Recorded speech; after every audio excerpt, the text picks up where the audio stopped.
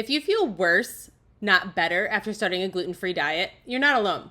Many gluten-free diets fail, but not for the reasons you might think. Today, I'm going to break down the top 5 mistakes people make when starting the gluten-free diet and why it might cause them to give up a whole lot sooner than they should. Give this video a like if you thought gluten only meant wheat.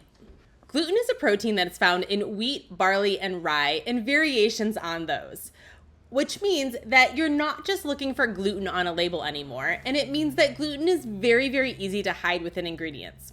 Who knew malt was no longer safe? Soy sauce? Out the window. Learning to read labels is something that frustrates so many people when they're starting the gluten-free diet. It should be easy. You should be able to just look for the word gluten, but they quickly realize that that is not the case. Many cases, a lot of people will end up saying, I'll just deal with the consequences later and suck it up to deal with the symptoms because it's too frustrating to learn how to read labels. Inside of my ebook, Going Gluten-Free Getting Started, we talk all about reading labels and breaking down where to find all this hidden gluten and how to fully understand what gluten is and where it is hiding inside of these ingredient labels. As many people will quickly learn, even the smallest crumb will start to trigger their symptoms. Which brings us to the second mistake that so many people make, not understanding or respecting cross-contamination. Cross-contamination is a big deal. Sharing countertops, sharing wooden utensils, air fryers, toasters, all of those things are make or break situations for people who are severely gluten sensitive or who have celiac disease. A lot of it can be avoided if you take the time to go through and understand and respect cross-contamination rules. When you're struggling to figure out what it is that's still causing you gluten symptoms despite overhauling your entire diet, taking a step back and looking at who is sharing a kitchen with you could be the source of your continued gluten symptoms.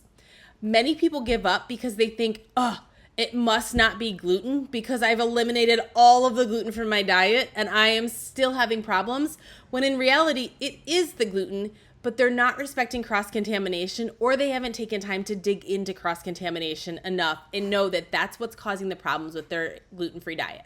The number 3 mistake I see people make is relying heavily on pre-made items from the grocery store that are gluten-free to carry them from meal to meal. Pre-made gluten-free foods are expensive. They're great in a pinch or for a quick snack if needed, but when you rely on them 100% of the time, it's going to add up really quick. Comment budget below if you were shocked at how expensive gluten-free items are. When we first went gluten-free, I burst into tears when I realized that a package of 12 chicken nuggets was $16. Yes, we paid for it the first time because I was desperately trying to feed a 2.5-year-old, but I very quickly went home and found a recipe to make my own gluten-free chicken nuggets at home. 6 years later, that recipe is still carrying us through every other week, and we are enjoying them at a much cheaper cost, and to be honest, they're healthier with less preservatives in them. Something to keep in mind as we heal is that our body is likely not absorbing the nutrients that it should have been with all of this damage being done to gluten or all of the inflammation that's going on in our body. Depending on your level of gluten sensitivity and how long you've had problems and if you have celiac disease or not, there's a lot of damage and healing that needs to go on inside of your body. And when your body is damaged and when your body is healing, it starts to begin to be able to absorb nutrients again. These nutrients have likely been missing from your diet for a very long time, which means the more nutrient-dense foods you put in, the better your body can heal itself. Something I found out about a year after I was diagnosed with celiac disease is that I was 100% deficient in vitamins C and B, low in vitamin D, and I was also anemic. All of those were problems because my body was not absorbing the nutrients. I was a heavy salad, vegetable, fruit eater. I was eating my daily doses of all of them, but because my body was so damaged from celiac disease that I wasn't getting my vitamins and nutrients in. It took me over a year to get my vitamin levels back to normal while eating my daily nutrients and adding supplements in. So give it time. Your body takes time to heal, and by eating just pre-made foods on the gluten-free diet, you're likely not getting the vitamins and nutrients you need to help your body heal and get your vitamin levels back to normal. Mistake number 4, not understanding gluten and the damage that gluten can do to your body, especially if you're highly sensitive or you have celiac disease. So many people don't take the time to understand what gluten is and what it's actually doing to their body if they have celiac or are sensitive to gluten. Not everybody has problems with gluten, but for those who are, it's really, really helpful to actually understand what's going on with your body when you eat gluten. This makes it a whole lot easier to say no when the opportunity to eat gluten comes up, and it helps you stay confident in those choices that you're making to heal your body and bring further health to your body.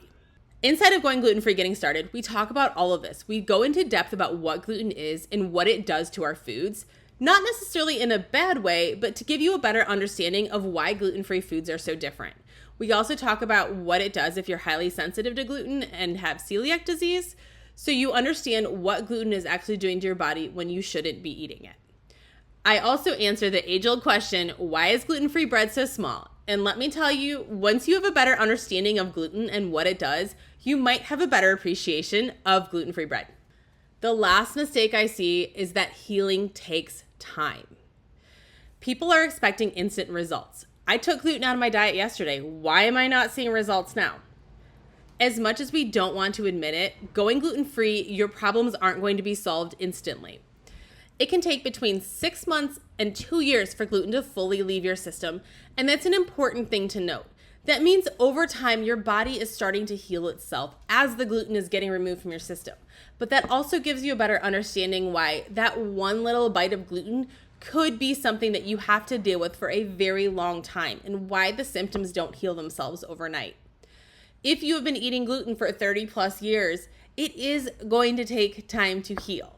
You will likely not feel better overnight, but day by day, week by week, month by month, year by year, you're going to start feeling like a whole different version of yourself. If you are overwhelmed, confused, or just want somebody to walk you through the gluten-free diet, inside of my ebook, Going Gluten-Free Getting Started, I do just that. We start with getting to know a little bit more about gluten. We start by talking about cross-contamination, building your gluten-free kitchen, reading labels, all of the things you need to know to start your gluten-free diet on the right foot. Click the link down below in the description to download it today and get started on your gluten-free diet with full confidence and a whole lot less overwhelm.